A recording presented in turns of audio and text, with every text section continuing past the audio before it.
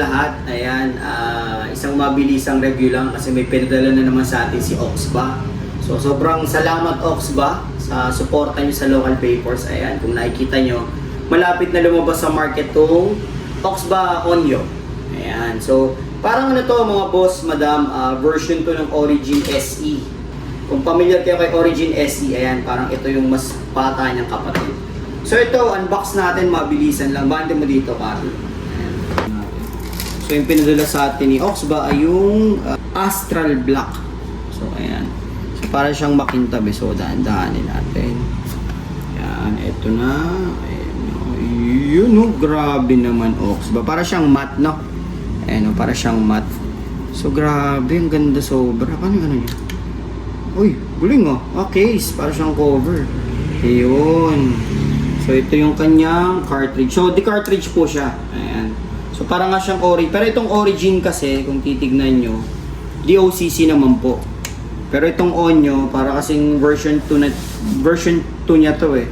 So ayan, ano naman siya, ay, grabe. Kita mo? Grabe naman yung LED lighting yan. Oh, diba? Parang yung mga ano yung sa kotse, underglow. Parang underglow ng kotse ah. Oh, diba? Ang elegante ah. So kasama sa package na pinadala ni Oxba ay, check natin, grabe. Salamat Oxba.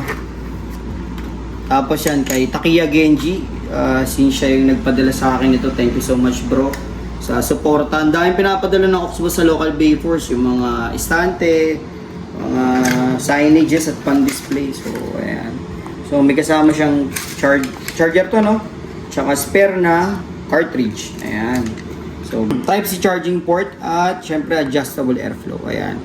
Pag gusto nyong mahina lang airflow, pwede nyo adjust, pwede nyo itodo.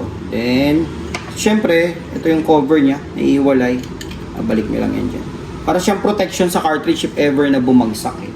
So, ang juice, bago natin i-try. So, ito, yan natin.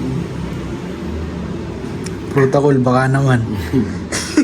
Favorite. Baka naman makaramdam kayo dyan. So, ayan. So, once nalagyan nyo na ng juice, anong gagawin natin? Dapat Ibabad ng 5 minutes. muna natin. Ipa-prime natin siya para ma-absorb ng cotton. Since ito kasi hindi natatanggal OCC niya.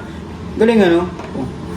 Pag ilaw, grabe. Ang elegante, no? So grabe, Oxba, solid na solid to. Saka magnetic din yung cover niya, tignan nyo. Oh, di ba? Kaya pala dito dumidikit kanina. Grabe, no? Galing. Okay, so babad muna natin, then test pop natin para makita niyo yung performance ito at mag-feedback din ako kung ano masabi natin dito sa bago ng Oxba na Onyo. So ayan, since na-prime na natin siya ng 3 minutes, test pop naman natin kung gaano kasarap. Dito ito, favorite ko talagang gamitin to sa mga nakakilala sa akin, lagi kong dala tong Origin SE na to. So ngayon, magkakaroon na siya ng kapartner. So try natin. Grabe yung ano, airflow, grabe. Uy, grabe ang layo ng ano, airflow ng ano dito ng Origin SE sa Onyo. Grabe, isa pa, sarap. Sarap, grabe. Wala akong masabi, Oxba. Kasi ako ma-airflow talaga ako na tao. So, kung kayo gusto nyo airflow, since adjustable din to, ito kasi kahit nakasagad na ako sa airflow, si Origin SE, okay na ako. So, kumbaga satisfy na ako. Kaya lang si Oxba naglabas ng panibagong version. So, yung Oxba Onyo.